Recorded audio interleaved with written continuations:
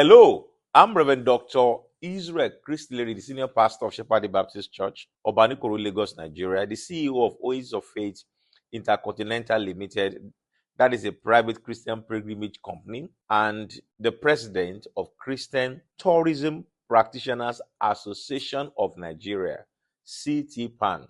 That is the umbrella body for all private pilgrimage operators in Nigeria. I want you to spare me just a few minutes to watch this video. If you are a traveler who carries a Nigerian passport, or if you have someone close to you who travels with a Nigerian passport. I had a very traumatic experience at Cairo International Airport recently on April 30, 2024, and I need to share this with you.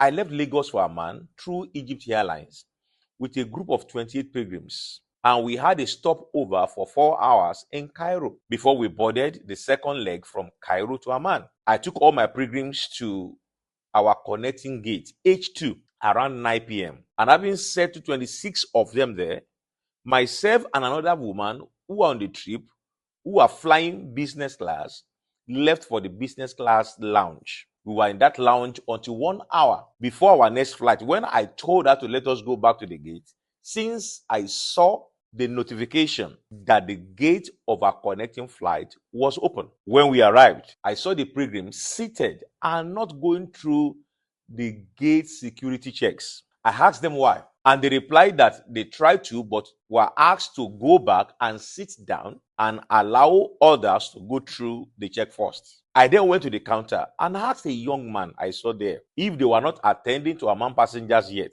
And he confirmed that they were already doing that. So I told all the pilgrims to rise up and let us go through the gate formalities to board our next flight. As we lined up to go through the formalities, I saw some policemen and some airport staff talking together. I wonder what they were talking about. And initially, I thought it was about our documentation or visas that they wanted to confirm. After a little time, I was told to step aside and allow others to go to the security check. At that time, I knew we could do our own security check easily. That means myself and the other woman.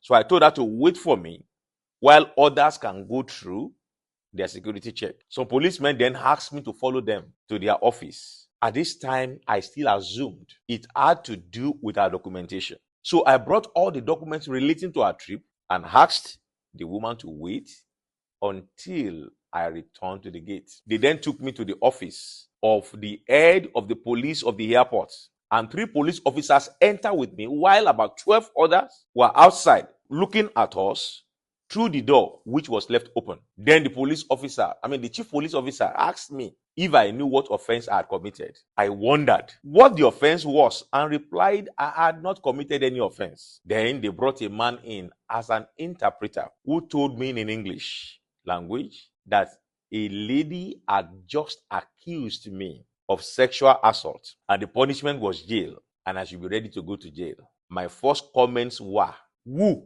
where, when, and how? Then they pointed to a lady who decided to hide her face behind another lady. When I tried to look at her direction, I told the interpreter I had never seen the lady talk less of talking with her. The police chief then said, in our country, we believe the word of any woman as true. And that means with or without evidence, you are guilty. He then said there was a video evidence. When I heard that there was a video evidence, I was relieved and I requested for the video evidence. The letter said there was no need for video evidence because it will make me miss my flight unless I agreed to their offered solution. I made it clear that if they had any video evidence, they would not find me there. For I had been at the business class lounge for 3 hours and I had an alibi among my pilgrims who was there with me in the lounge till we left for the gate. Then they said there was a witness, and immediately a young man came forward who stated that he was a witness to the assault. I asked him where and when, but there was no answer. The police chief then said that since there was a witness, I could only go if I accepted the solution he would offer. I asked what was his solution. He then said I must apologize to the lady in a way that she will accept. I then asked, how do I apologize for what I had not done? He insisted that if I did not apologize, I shall be charged to court. I then tried to look in the direction of the lady, who was still hiding her face behind another lady, and said, lady, I have never met you. I have no idea of what you are talking about, but possibly someone else has attacked you and you mistook me for the person. Nevertheless, sorry to you if you're offended. Anyway, but let it be known that I have no idea of what you are saying. The police chief then turned to a man who was said to be her boss if my apology was accepted, and he said it was okay. The police chief then said I should follow him to another office and leave my hand luggage behind. I objected to that idea by saying I cannot leave my bag behind because the rule of every airport is that passengers must always be with their luggage. I cannot leave my luggage behind. Around this time, I began to discern that they were up to something.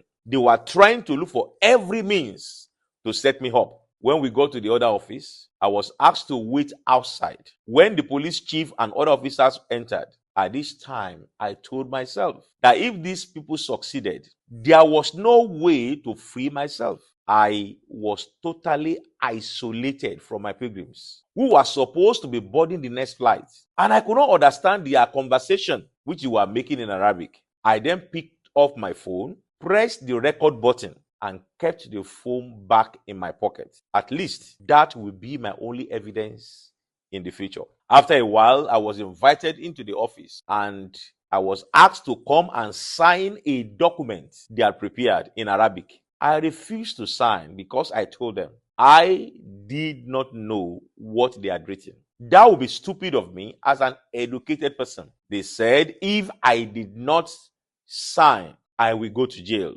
They said it does not matter, that what they actually wrote was just a settlement. And I still said no. To the glory of God, I have spent over 25 years of my life studying up to PhD level. I cannot sign what I do not know. The police chief then got angry and shouted me down and said, you will miss your flight and I will detain you and charge you to court. The following morning, I then said to him, if God says I will go to jail for an offense I did not commit, so be it. But I will not sign unless I know what was written. Then the so-called interpreter offered to read the content to my hearing. And I told him I could not trust his reading. I insisted I could only sign if they could rewrite it in English. When they began to pressure me, I took the biro and wrote below the Arabic write-up, I do not know. I plan to write below, I do not know what was written above, but I am compelled to sign this document. Therefore, I am not aware of the contents above. But when they saw me writing, I do not in English, one of the officers snatched the biro from me and shouted me down. The police chief then insisted if I did not sign, I will miss my flight, which should have taken off, and they would detain me and charge me to court the following morning. Then an idea came to my mind. Since I succeeded in writing, I do not below the Arabic. It speaks volume. So I picked the biro again and wrote my surname. While doing that, the desk manager of the check-in counter came in and talked to them in Arabic like magic. They handed over my passport to me and asked him to take me to the aircraft. I did not understand the magic words that effected my release until I got to the tarmac. Right at the foot of the aircraft, I saw all my 27 pilgrims standing at the entrance of the aircraft. They had refused to board the plane unless their leader was released, against all pleas and threats, even from the pilot, who told them he would take off without them. They refused to enter the aircraft unless their leader was released. Now I know that was my saving grace. The refusal of 27 persons who had already checked in to enter The plane frustrated their plots. That was the report the desk manager brought to this syndicate at their airport. They would have succeeded if I were traveling alone. I wondered what they would have achieved if there were no people that I was traveling with. They would have succeeded in making me miss my flight, and it taught me. I am still traumatized by that event, wondering what would have happened. What else would have happened if there were no other passengers with me? No doubt, this could have happened to many other persons who would have been charged to court for wrong accusations or ended up being extorted by this syndicate in that airport. I decided to make this video to expose the evil plots going on in many African airports against Nigerians. Kindly share this video with all your friends and your brothers so that they can know what goes on. We need to be more careful with these people. Please do your best to make it go viral. You might be saving another person from such embarrassment by exposing the evil schemes in some of these airports. May God save us from evil men. Amen and amen.